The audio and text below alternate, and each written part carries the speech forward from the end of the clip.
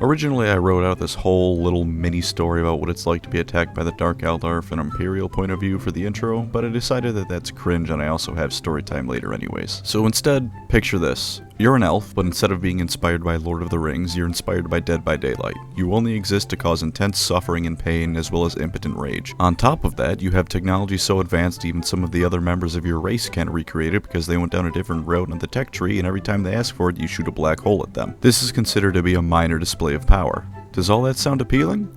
Well, my friend, I invite you to come and check out the DRUCHII. Crush my cock with a rock I must. Maximum pain I must endure. Okay, here we go.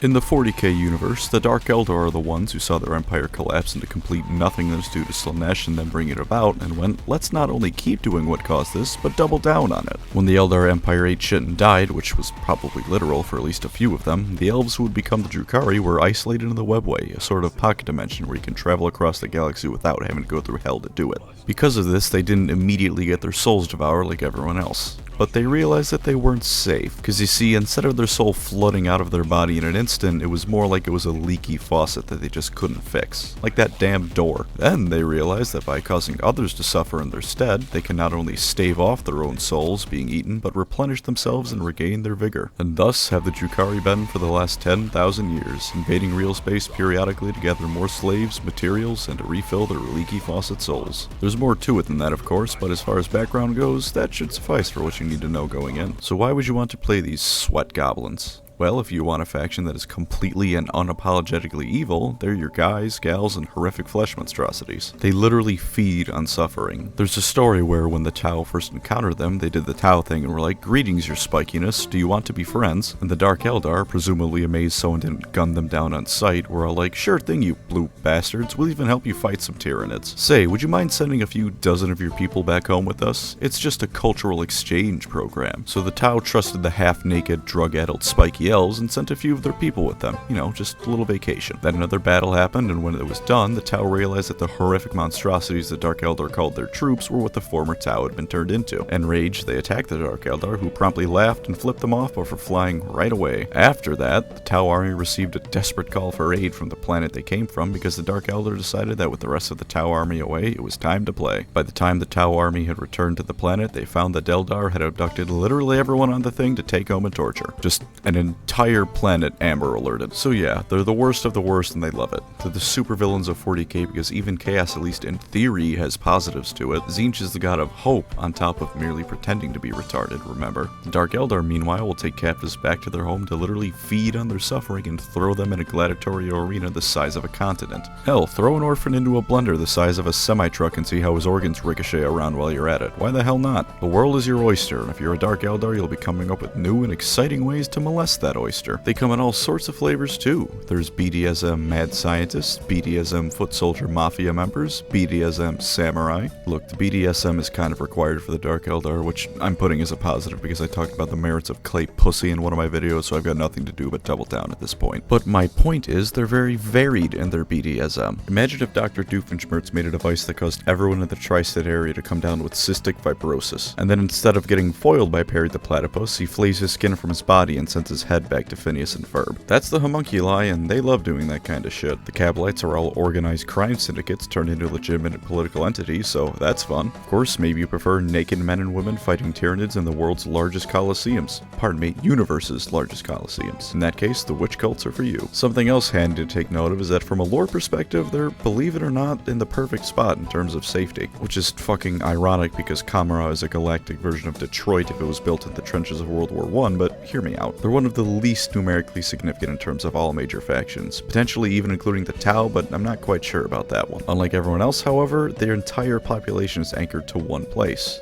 Kamara, and its adjacent realms which are directly connected to it. Because of this, trying to actually assault and wipe them out would cause massive and unbearable casualties on anyone who tried, even if they did successfully wipe the place out. This means that the Deldar, more than anyone else, are safe in their standing in the galaxy. Craft worlds can blow up, the Imperium can lose a few planets, but Kamara is here to stay. Also ironic for a society that models its views on loyalty and camaraderie on Starscream is that the average Dark Eldar doesn't really have to fear death, at least in real space raids. The homunculi can revive anyone as long as they have a scrap of that person's body. Could be some hair, could be a finger, could be a whole fucking limb. They regrow that person and put their soul in the body, and presto, you're back. In fact, some Dark Eldar do this on purpose, that is to say, die on purpose, because they like the experience of death and rebirth. Most of them give at least a wee bit of flesh to a homunculus, because with backstabbing being so goddamn common in Camera, it's best to hedge your bets and lose a finger in exchange for technical immortality. You know, for when your neighboring Cabal decides you looked at them funny and mails you super anthrax. That way, even if you get blown to bits by a Baneblade, you're still coming back for round 2. And while they may be the Warhammer 40k equivalent of Dark Elves, more than anything, they draw a lot of inspiration from old Fey fairy tales. You know, the kind of fairy tales where entire cities disappear into the forest, never to appear again because some elves thought it'd be interesting to see what happens when you kidnap a man and light him on fire before kicking him into a stable or something else nice and flammable looking. Basically, do you want to be an elf but don't like all that pussy shit like crying over what once was and always being a dying race on the back foot? Well, then here you go, elves that kick ass and take names to enslave and torture later. There's also, of course, the more specific inspiration from the Warhammer Fantasy Dark Elves with the whole sail out into the world/galaxy to rape, enslave, and torture everyone else. The Dark Eldar and Craft Worlds just don't hate each other nearly as much as the Dark Elves and High Elves. How about rules? What are the big things they got going for them there? Well, I was originally going to say they're a race of glass cannons, but cannons don't usually fly around at Mach 3. No one is going to outrace you. I'm sorry, White Scars fans, but even Jagged Eye isn't fast enough to catch these bastards. You were fast as fuck. On top of that, a huge amount of the units have the ability to fly, so you're not getting bogged down by terrain either. You say, alright, next turn I'm going to wipe this guy's units off the board, and then he moves them halfway across said board and tells you to cope. But in case you thought they were just going to bleed you to death slowly while zooming around you like Sonic that goddamn hedgehog, all their weapons hit like trucks too. A good amount of their weapons have poison, which instead of causing some damage over time like in a video game, instead means they have a minimum 2 wound roll that can't be reduced. Usually it's 4+, which translates to, if I hit you, there's a bare minimum 50 chance I damage you across a unit with 20 models in it. While some units like Games Workshop's Pet Mary Sue's are immune to poison, most are not. So Abaddon might feel nice and invincible until he realizes that all the Chaos Space Marines he brought with as a bodyguard are convulsing in agony on the ground around him, and there's 40 guns pointed directly at him by elves who are actively jerking off on the battlefield. Run in, cause havoc, and run out. That's the Dark Eldar way. They also don't have quite the same problem that the Craft Worlds have with specialization. Sure, the DRUCHII units are specialized to do things, but they can do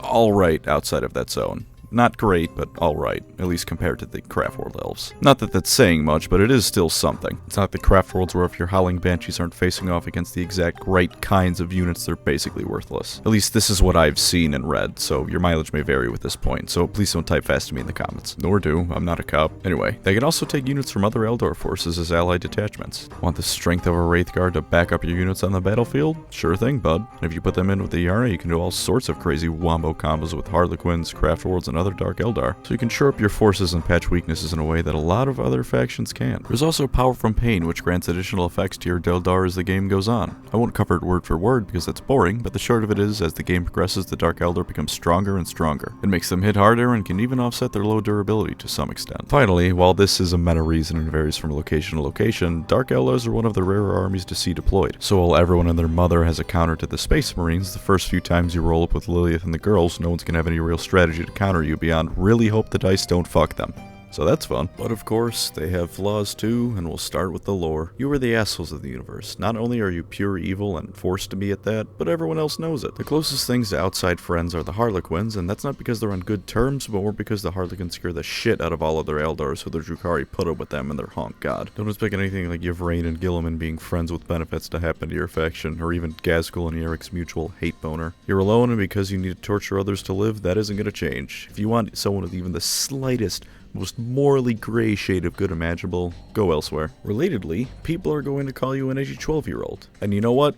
They have a point. As much as the Dark Eldar are just reveling in their supervillainy, they're also a race of edgy fucks who feed on suffering. I mean, come on. To some extent, you have to see how that's just a little bit too edgy, even by 40k standards. I have a few Dark Eldar models, so I personally don't think it's too big a deal, but that being the case, again, just look at them. Edge, edge, edge as far as the eye can see. And unlike with Chaos, they don't have the slight excuse of serving evil gods, so of course they're going to be edgelords. The Dark Eldar just decided that this was the height of fashion. So yeah, get used to people not only calling you an edgy 12-year-old, but again, they're probably at least a little right. hey, you can always own it. Whenever you wipe out a Space Marine player's Land Raider and they cry and call you an edgy bitch, blast Linkin Park and say they're right, but that won't untorture the chapter master. As for something you can't as easily refute, the Dark Eldar aren't the most influential faction for a few reasons. For one, their small numbers means they can only do so much damage on a galactic scale. I mean, there's never going to be the Dark Eldar equivalent of a Tyranid High Fleet or anything like that. But they also, well, don't really want to massively shake things up. They thrive in the miserable status quo of the galaxy, and engaging in massive battles that change the outcome of fate is to their detriment.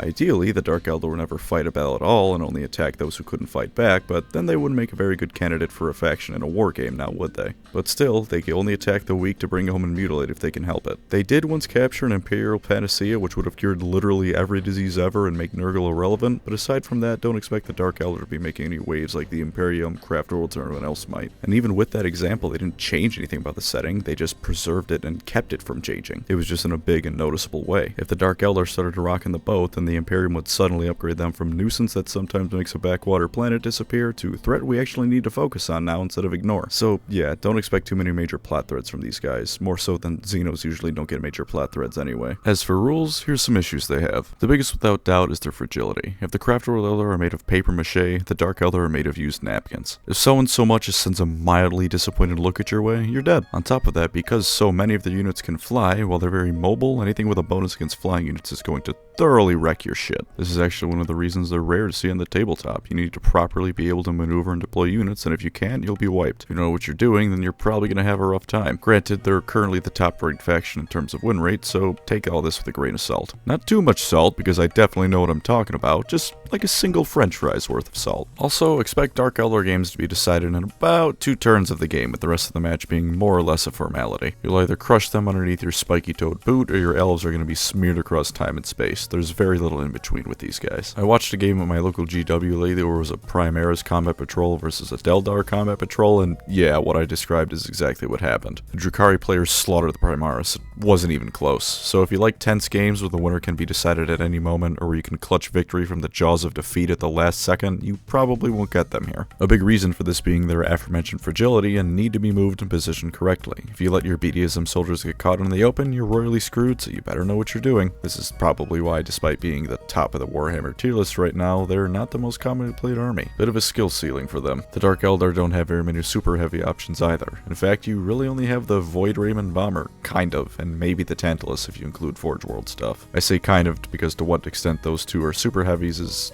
debatable. You can ally with the Craftworlds if that really bothers you, but if you run pure Dark Eldar, then yeah, you don't get any of the Wraith Knights or stuff like that. Speaking of not having things, they also don't have any Psychers, so again, ally with Craftworlds if you want to use magic. When you live halfway between reality and hell, magic is a bad idea because it attracts the god that wants to eat your soul specifically. It makes perfect sense lore-wise, don't get me wrong, but from a rules perspective, yeah, you might be a bit better that you don't have wizards. Finally, one of their major strengths in their poisoned weapons usually has some trouble piercing armor. Basically, think of it like this. If you hit them, you're probably going to wound them, but actually hitting the enemy might be a concern. So don't go throwing your Kabalites at a Land Raider, just something to keep in mind. It's not that they can't pierce armor, it's just that you shouldn't be fooled by how poison works. Don't get overconfident and toss your foot soldiers into the meat grinder, they're going to be coming out in liquid form. So that is the Dark Eldar, glass cannons who fight for selfish gain and for being the edgiest motherfuckers around. If you like an army that requires skill to use properly, being pure distilled evil, and cock and ball torture, these are the guys for you. Thanks for watching and take care out there.